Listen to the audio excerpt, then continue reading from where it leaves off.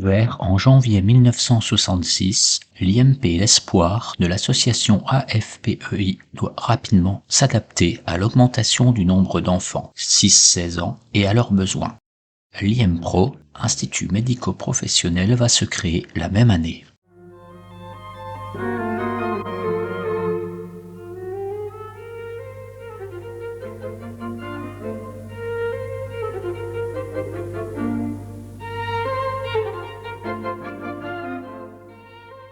La rentrée de septembre 66 était plus importante que le départ de janvier 66.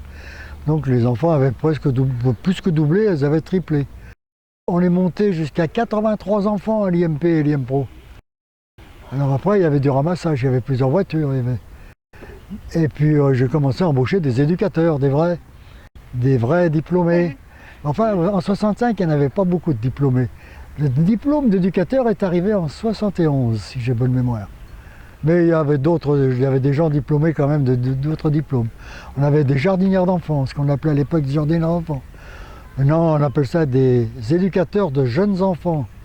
Je m'appelle Anne-Marie et il y a déjà beaucoup d'années que je suis venue par ici, en Haute-Savoie, pour être éducatrice au centre AFPEI. C'était en 66, en septembre 66.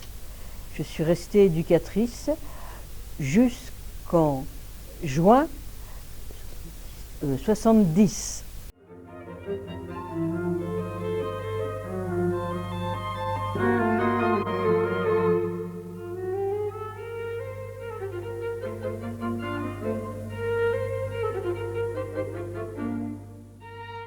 Les activités que nous avons vécues et faites à l'époque étaient très simples. On s'occupait surtout des enfants pendant la journée pour leur faire découvrir beaucoup de choses dans la vie de tous les jours. Des choses simples, pratiques, pour les aider à vivre le mieux possible. Germaine, qui était éducatrice de jeunes enfants, elle leur faisait la classe avec la méthode Montessori à l'époque. Enfin, la classe c'est beaucoup dire, mais on commençait à apprendre les lettres. Mais enfin, il y avait de la mosaïque, il y avait des puzzles, il y avait des carrés, il y avait des ronds. Non, il fallait apprendre un peu les formes. Et puis, on avait droit à des récréations, attention. Je leur ai payé une belle 4 chevaux pour la récré. Elle marche en la poussant, parce qu'elle n'avait plus de moteur. Et pour ça, on ne l'avait pas payé cher.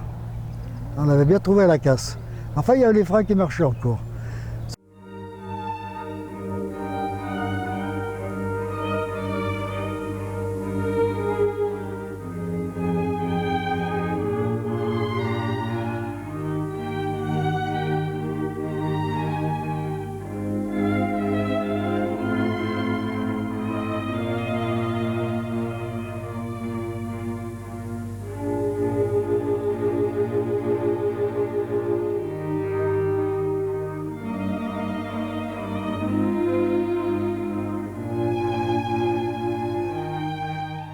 On avait une petite salle où on avait des lits de camp, des lits de camp de camping, avec les barres, la toile, et les plus petits faisaient la sieste. On allait aussi souvent en balade quand même, on se promenait, on était à Amancy, c'était un centre en pleine nature, et on profitait beaucoup de la nature.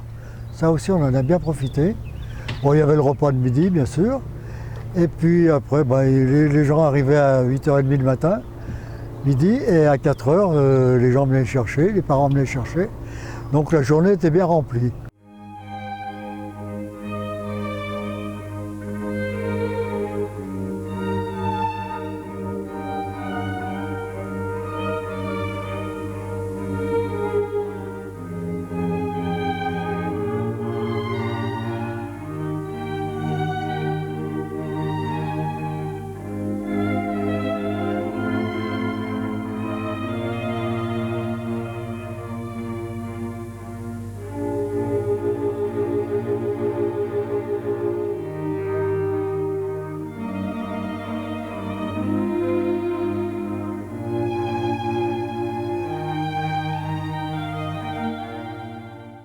Quelque temps après, ils sont arrivés des institutrices qui étaient spécialisées et qui ont pu reprendre la base du calcul, de la lecture, pour certains qui ont pu travailler tout ça. Et quelque temps après, il y a eu un IM Pro qui a permis aux garçons de travailler le bois. Et les filles travaillaient la couture, la cuisine, le repassage.